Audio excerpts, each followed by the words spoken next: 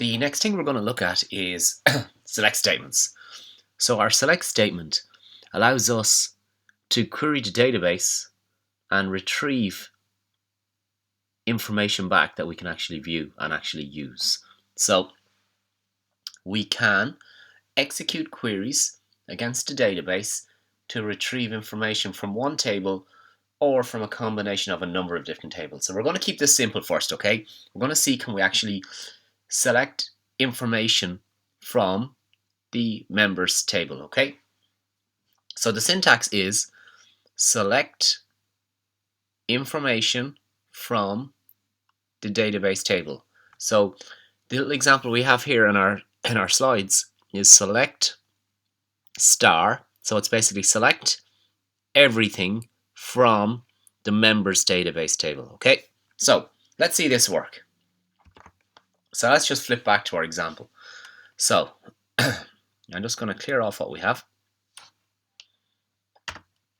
And the syntax is select everything is star from our database table, which is called members. And then we close our statement and click execute. Now we're getting two rows back. We're getting row 8 and row 9.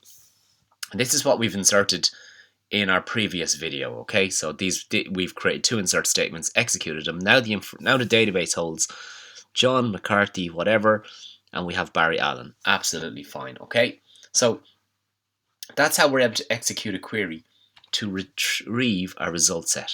So this is what we're getting back. If there was a million rows in the members table, well, we're going to get a million result set, or a million rows returned in our given result set, okay? So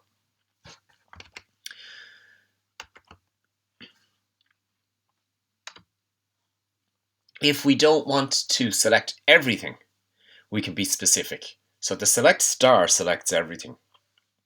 But what if I don't want everything? Maybe we just want one or two pieces of information from a database table. So we can very easily deal with this with our select statement, okay?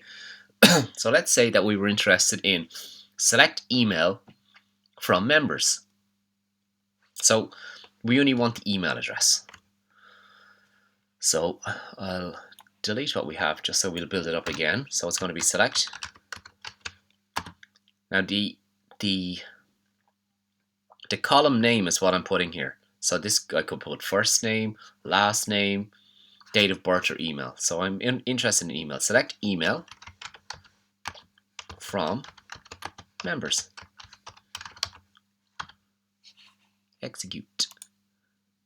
Ah, okay, excellent. Now you can see that my result set, or my result grid, is only giving me two pieces of information. I'm getting John at amitycode.com and null. The null is coming from the entry for Barry Allen.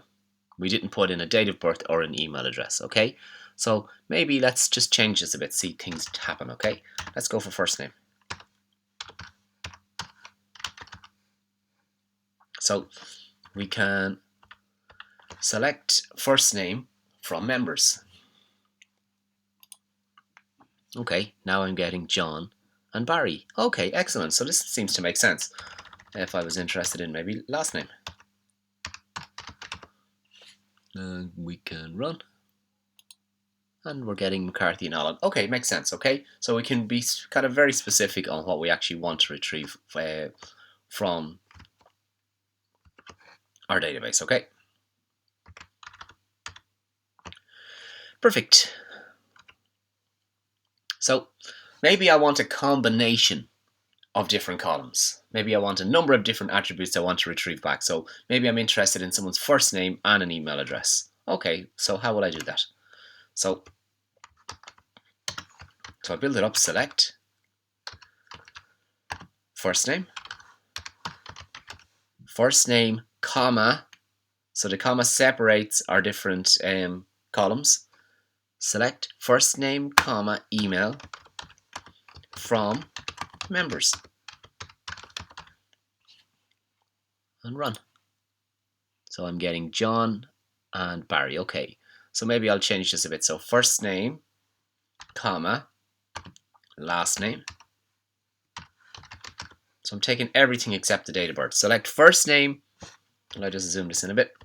select first name, comma, last name, comma, email from members. Excellent. Execute it. And now you can see here that we have our first name, our email, or first name, last name, and email, and the values are here for it. So date of birth isn't actually showing for us, okay? So that's the kind of very basics for some of our select statements. We will be doing more examples of these, or more complex examples of these, in the next couple of weeks, okay? So if anyone has any questions or queries, please let me know.